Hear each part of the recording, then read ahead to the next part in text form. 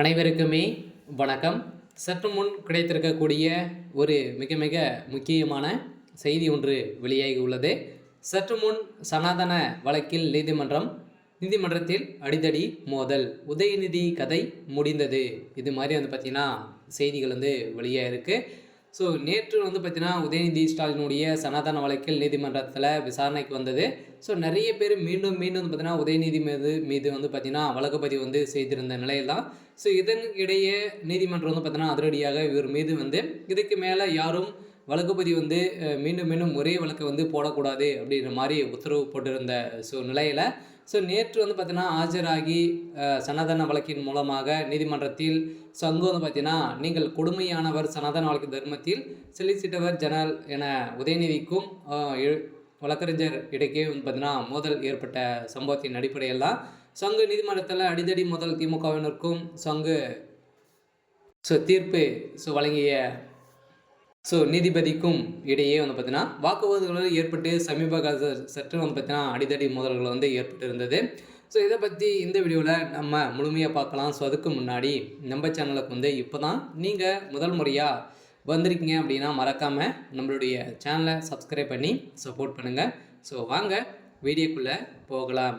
பார்த்தீங்கன்னா ஏற்கனவே உதயநிதி ஸ்டாலின் அவருக்கு சனாதன வழக்கின் அவருடைய வாய்க்கோலப்பால் இது வரைக்குமே நிறைய பிரச்சனைகளை சந்தித்து வரும் நிலையில் பார்த்தீங்கன்னா சனாதன தர்மத்தை குறித்து சர்ச்சையை பேச்சு பார்த்தீங்கன்னா விவகாரத்தின் துணை முதல்வர் உதயநிதி ஸ்டாலின் அவர்கள் ஏற்கனவே பேசியிருந்தார். நிறைய மாநிலங்களும் பார்த்திங்கன்னா இவர் மீது நிறைய வழக்கு பதிவு செஞ்சுருந்தாங்க. இந்த வழக்கு பதிவின் அடிப்படையில் ஏற்கனவே நேற்று ஆஜராகி உதயநிதி ஸ்டாலின் அவருக்கு இந்த வழக்கை நீண்ட காலத்துக்கு ஒத்திவைக்க வேண்டும் அப்படிங்கிற மாதிரி தொடரப்பட்ட வழக்கின் அடிப்படையில் தான் பார்த்திங்கன்னா அதிரடியாக மக்கள் அனைவருமே ஆவேசப்பட்டு இந்த வழக்கின் அடிப்படையில் மீண்டும் இவர் மீது வழக்கு பதிவு பதியக்கூடிய நிலை வைத்திருக்கக்கூடிய நிலையில் தான் இப்போ உச்சநீதிமன்றம் போட்ட தீர்ப்பின் அடிப்படையில் சனாதன வழக்கில் இவருக்கு இறுதி தீர்ப்பாக தான் வழங்கியிருக்கக்கூடிய நிலையில் அங்கு நீதிமன்றத்திலேயே அடிதடி முதல் ஏற்பட்டிருக்கு. அதனால் பார்த்திங்கன்னா இப்போ நீதிமன்றத்தில் செய்த சம்பவத்தின் அடிப்படையில் உதயநிதி ஸ்டாலின் அவர்கள் கைது செய்யப்பட்டதாக ஒரு தகவல் வெளியாக இருக்குது.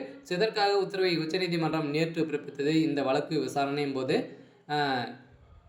சொலிசிட்டர் ஜெனரல் துஷார் மோத் மற்றும் திமுகவை சேர்ந்த எம்பியும் வழக்கறிஞருமான பி வில்சன் ஆகியோரிடையே காரசார விவாதம் நடைபெற்றது. அது பற்றி விவரம் வருமாறு தமிழக துணை முதல்வர் உதயநிதி ஸ்டாலின் செயல்பட்டு வருகிறார். சனாதன தர்மம் குறித்து உதயநிதி ஸ்டாலின் கூறியது கருத்து சர்ச்சையை கிளப்பியது. அதாவது சென்னையில் கடந்த 2023ஆம் ஆண்டு செப்டம்பர் 2ஆம் தேதி தமிழ்நாடு முற்போக்கு எழுத்தாளர்கள் கலைஞர்கள் சங்கம் சார்பு சனாதன ஒழிப்பு மாநாடு நடைபெற்றது. இந்த மாநாட்டில் பேசிய திமுக சார்ந்த அமைச்சர்கள் உதயநிதி துணை முதல்வர் உதயநிதி ஸ்டாலின் அனைத்துமே டெங்கு மலேரியா போல இந்தி மதத்தை ஒழிக்க வேண்டும் அப்படின்ற மாதிரி பேசிய நிலை தான் சர்ச்சையை ஏற்படுத்தியிருந்தது. இந்த சர்ச்சையின் அடிப்படையில் தான் இப்போ அதிரடியாக சனாதன வழக்கில் உதயநிதி ஸ்டாலின் அவர்களுக்கு இறுதி தீர்ப்பு வழங்கியிருக்காங்க.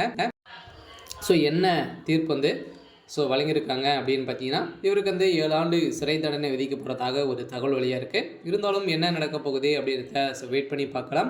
இது மாதிரி செய்திகளை தெரிஞ்சுக்கணும் அப்படின்னா மறக்காமல் நம்மளுடைய சேனலை சப்ஸ்கிரைப் பண்ணி சப்போர்ட் பண்ணுங்கள். தேங்க்யூ.